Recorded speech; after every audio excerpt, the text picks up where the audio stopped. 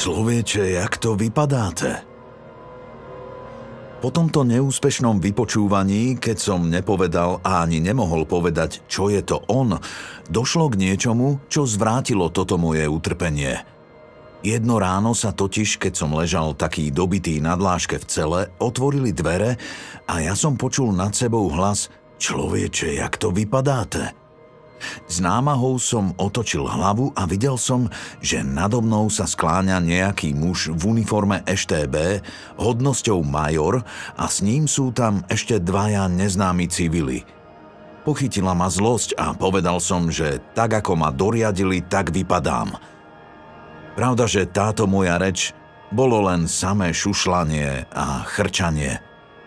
Na to major skríkol, aby ihneď zavolali lekára. Po nejakom čase prišiel mne dobre známy lekár, na ktorom som videl, že má strach, aby som sa mu azda nedal do známosti. To som neurobil a ani dnes nemienim jeho meno zverejniť, pokiaľ túto skutočnosť sám neprizná. Major dal príkaz, aby mi dali dole putá, a nariadil lekárovi vykonať prehliadku. Ten, veľmi bledý, zbežne prezrel celé telo a povedal, že sa to nedá klasifikovať, že celé telo je jedna rana a podliatina. Na to dostal rozkaz ma ošetriť a napísať zápis. Videl som, že ten človek ma veľmi ľutuje, ale má aj veľký strach. A nečudoval som sa mu vtedy a nečudujem sa ani teraz. Veď určite nebolo treba nič podstatné k tomu, aby ho doriadili tak ako mňa. Major sa správal ku mne veľmi láskavo a vypytoval sa ma, či viem, kto mi to urobil. Vyhlásil som, že mená nepoznám, ale ich tváre do smrti nezabudnem. Tak nám je tedy láskavie ukážete. Dal príkaz položiť ma na nosidlá a vyniesť na druhé poschodie. Na chodbe ma položili aj s nosidlami na zem, pričom ten major viac razy opakoval: Ty prasata. Zašiel do nejakej kancelárie, po chvíli vyšiel a povedal mi, že nariadil zhromaždiť príslušníkov, aby som sa dobre pozeral, či sú tam tí moji ošetrovatelia. Postupne prechádzali okolo mňa viacerí civili, medzi ktorými som videl aj tých darebákov. Po skončení defilírky pristúpil major ku mne a opýtal sa ma, či sú tam.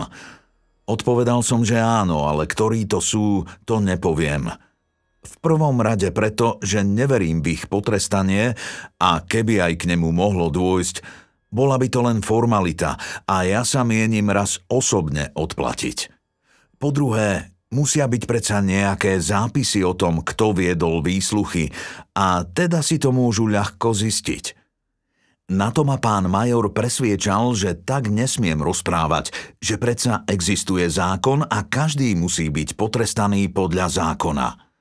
Odpovedal som mu, že o tom, čo smiem alebo nesmiem hovoriť, rozhodujem zatiaľ sám, a čo sa týka toho zákona, tak to uznávam, že je, ale podľa mojich neblahých skúseností je to zákon džungle a pestné právo.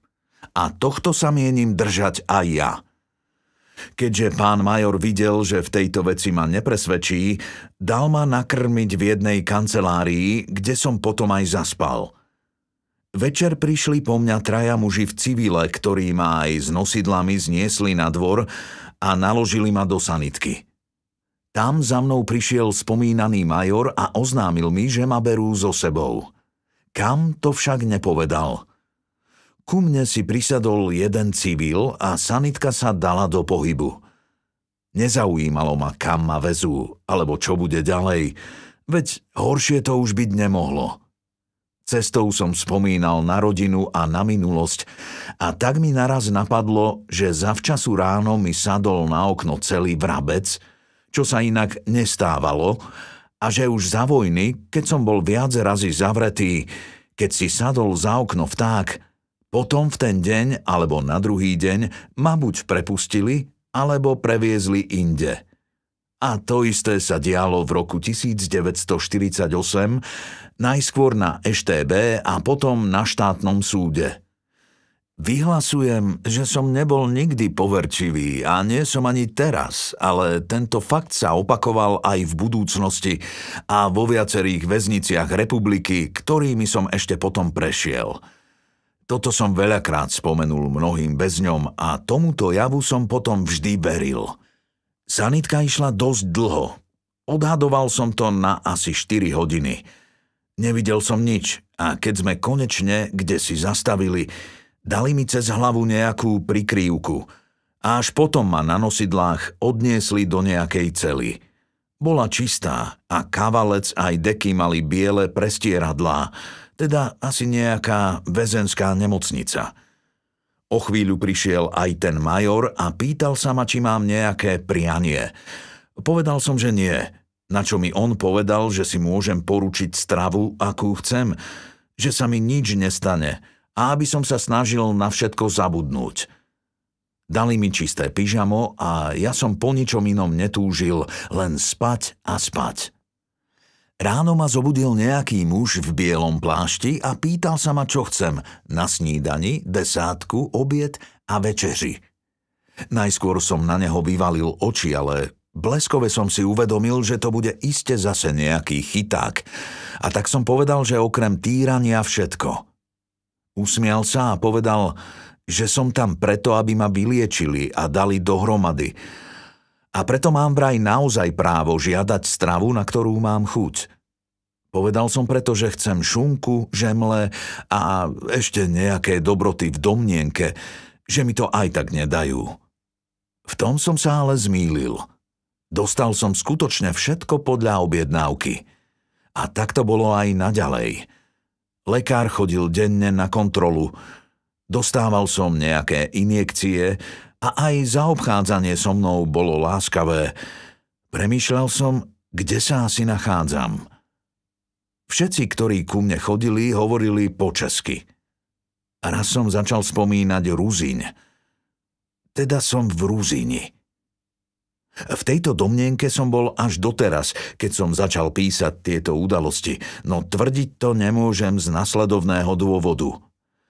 Pri overovaní si určitých okolností z týchto čias som totiž zistil, že niektoré veci mi splývajú, nenadväzujú na seba a neviem si ich časové ani následne urovnať. Snažil som sa preto rôznymi, pravdaže veľmi obmedzenými prostriedkami dopátrať sa týchto nejasností. A tak aj v tomto prípade. Tu mi ale položili otázku, či som počul hukot leteckých motorov, na čo som nevedel kladne odpovedať. Nepamätám sa, že by som bol vtedy hukot počul alebo zaznamenal. A tak vidím, že nastalo z týchto dní u mňa okienko, spôsobené zrejme bitkami a mučením. Takisto ďalšia okolnosť, ktorú si sám neviem usporiadať a zoradiť, je tá, že sa presne pamätám na odvoz sanitkou, ale na druhej strane práve tak presne a jasne sa pamätám, že ma odvádzali z cely na EŠTB v Bratislave, že mi zaviazali oči nejakým uterákom a potom ma posadili do nejakého autobusu, kde mi asi po 30 minútach jazdy ten uterák z hlavy dali dolu a ja som videl okolo seba asi 16 mužov, tiež s uterákmi na hlavách, a medzi nimi som spoznal aj svojho otca. Boli tam prítomní 4 ozbrojení muži, ktorí vopred upozorňovali, že sa nesmie hovoriť a nesmie sa urobiť ani žiadny pohyb. Jeden z nich sa ma pýtal, či z týchto zakuklencov niekoho poznám, na čo som povedal, že nie, zaprúc tak vlastného otca. Na to mi ten muž povedal, že naproti mne sedí otec. On, ten eštebák, ma vraj pozná a nemôže sa preto na mňa v tomto stave pozerať a preto mi tú handru dal dole. Toto všetko sa dialo len šepkom, takže nikto druhý nemohol nič počuť.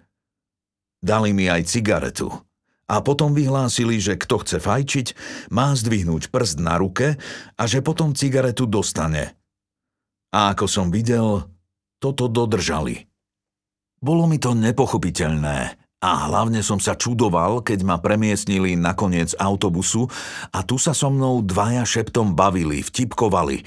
Musím podotknúť, že nie na náš účet a vôbec sa správali veľmi slušne. Tiež mi oznámili, že nás vezú do Leopoldova a že pred bránou mi musia znovu oči zaviazať. Toto sa aj skutočne stalo a pri vykladaní z autobusu ma vzal niekto do náručia a šeptom sa ma pýtal, ako sa mám. Podľa hlasu som poznal, že je to ten môj prvý referent, Milan z Vrboviec. Nežne ma postavil na nohy ako malé decko a vedúc ma za ruku hovoril mi, kedy mám dvíhať nohy a tak ďalej, až ma dopravil do nejakej cely a po výstupe hore schodmi mi dal uterák z očí dole. Bol to skutočne ten usmievavý Milan. Povedal mi, že teraz už bude dobre, že si odpočiniem. Tak som sa dostal do Leopoldovského mlyna. No táto udalosť mi práve koliduje s tým odvozom sanitkou a ja si to neviem nejako dať dohromady, najmä časovo nie. Tiež na ďalšiu vec sa veľmi presne pamätám a napriek tomu neviem ju nejako časovo umiestniť. A to je okolnosť, že ma zaviedli do samoväzby normálnej Leopoldovskej väznice, kde sa mi dostalo hojne stravy, najmä som dostával denne liter mlieka, každý deň peceň chleba a v celé ma bol holiť, lepšie povedané strihať mi bradu, maličký väzeň holič odniekiaľ zo Záhoria, ktorý nás normálne každý týždeň holieval. Naopak sa nepamätám, že by ma bol niekto holil po prevoze sanitkou alebo po prevoze autobusom, ale sa pamätám, že po tých týždňoch mučenia som mal dosť slušnú bradu a fúzy, zlepené však zaschnutou krvou. A tieto tri udalosti neviem rozlúštiť. Tu mi v určitých fázach vypovedala pamäť.